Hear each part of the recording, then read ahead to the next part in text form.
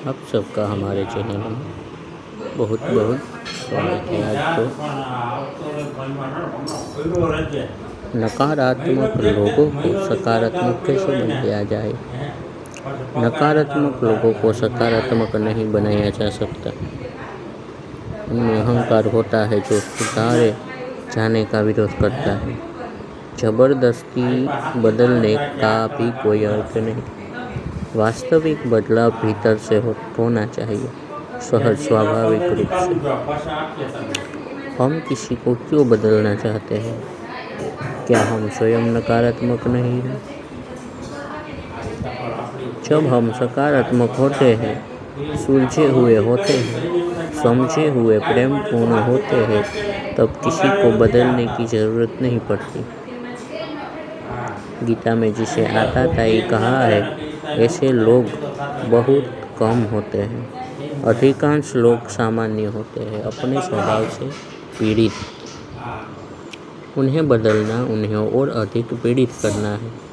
यदि हम उन्हें सहयोग करें सद्भावपूर्वक तो कुछ संभव है, लेकिन हम ही नाखुश नाराज हो तो यह नहीं हो सकता। हम ही नकारात्मक है और सकारात्मक भी हम में ही होना होगा। हमारे लिए यह कठिन है तो दूसरे के लिए तो और भी अधिक कठिन होगा। हमें स्वयं को ही संभालना हो तो कुछ किया जा सकता है। हमें हमारे ही प्रयोगशाला में कार्य करना होता है। हम अपने सर्वाधिक निकट होते हैं। नकारात्मक स्वयं को सकारात्मक में बदलना कठिन हो सकता है, लेकिन दूसरे को बदलने की तुलना में यह कम कठिन है, स्वाभाविक है। थोड़ा सोचने की बात है, हम दूसरों को क्यों बदलना चाहते हैं?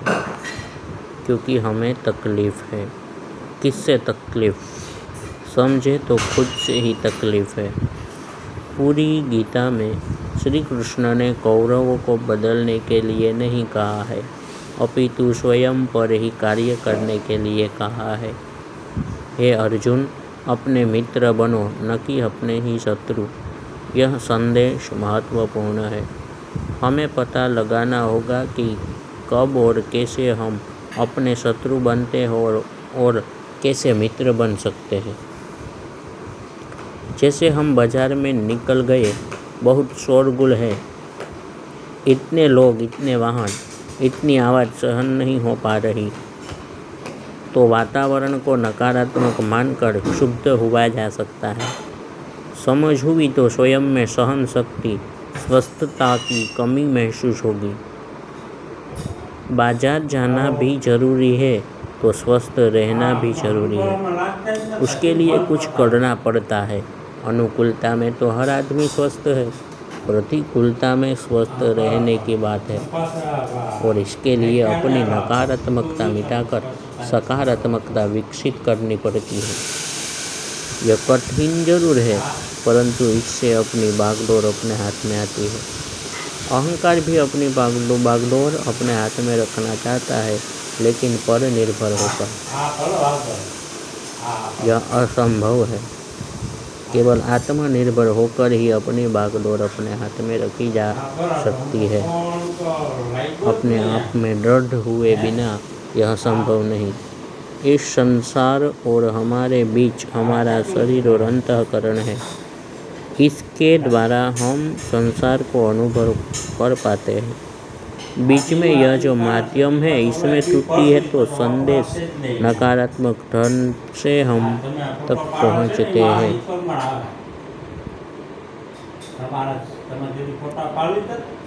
संदेश नकारात्मक ढंग से हम तक पहुंचते हैं। कहते हैं नकारात्मक परिस्थितियां हमें कुछ सिखाने आती है।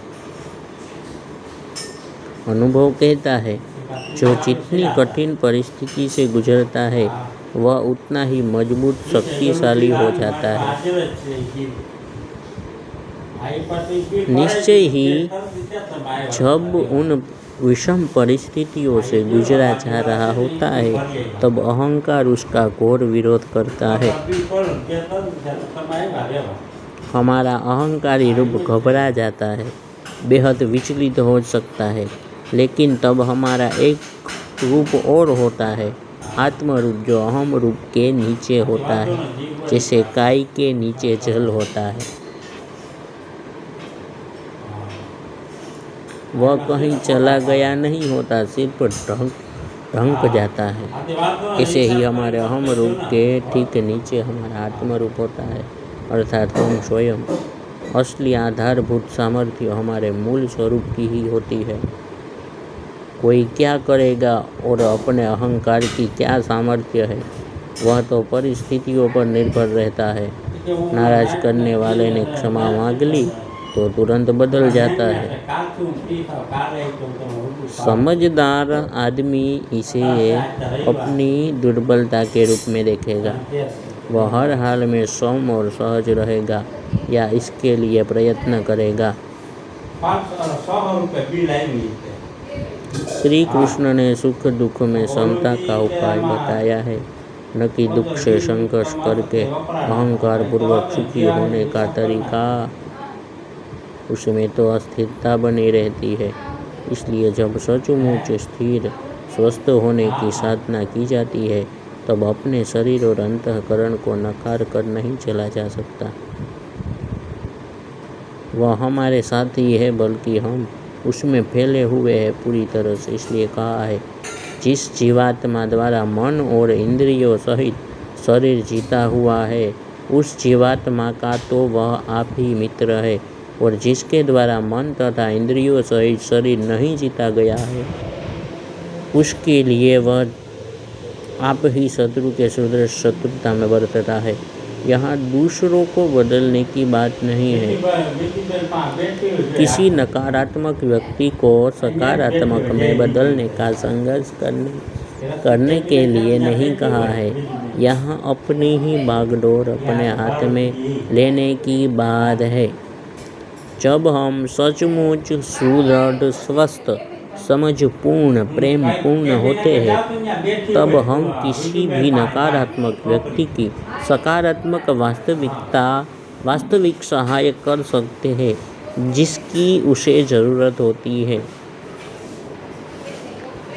हम उससे भयभीत नहीं होते। हम उससे भयभीत नहीं हैं। उसे बदलने की हमारी अहंकारपूर्ण, असंतोष से भरी कोशिश उसकी कोई मदद नहीं कर सकती। नकारात्मक लोगों को हमारे सुदृढ़ सहयोग की आवश्यकता है, लेकिन यह तभी संभव है जब हम पहले अपने आप के मित्र हो, अपने शत्रु नहीं। हम अपने शत्रु होकर लोगों को सुधारने निकल पड़ते हैं, तो अब हम अपने शत्रु होकर लोगों को सुधारने न निकल पड़े। सिर्फ अपना मित्र होकर अपनी अखंडता की अनुभूति में रहकर ही जाना जा सकता है कि किसकी कैसे मदद की जाए। किसी का प्रियजन बीमार है, हॉस्पिटल में है, तो उसमें भी नवीन चेतना का संचार किया जा सकता है आत्ममित्र होकर। मेरे मित्र का तो खुद का शरीर ही बड़ा रुग्ण था, मगर उसका व्यवहार उससे मिलने आने वालों में साहस का संचार कर रहा था। आत्मज्ञान जब कोरा सैद्धांतिक नहीं होता, तब ऐसा ही होता है। नकारात्मकता को सकारात्मकता में बदलने की कोशिश, नकारात्मक को सकारात्मक में बदलने की कोशिश अहम बुद्धि की कोशिश है, जो हर जगह अपना स्वार्थ देखती है, जो घोर असहिष्णु है। उसे कुछ पता नहीं। बुद्धि तो बुद्धि है, मदद करने का यंत्र।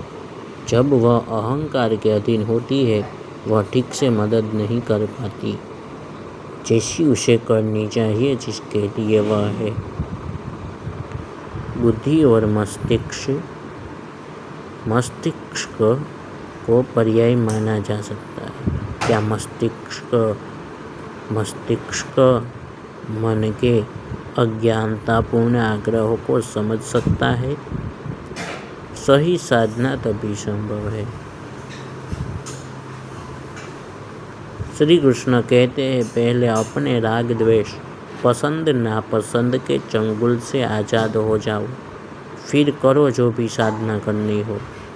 अब मस्तिष्क पता लगाए यह कैसे संभव है।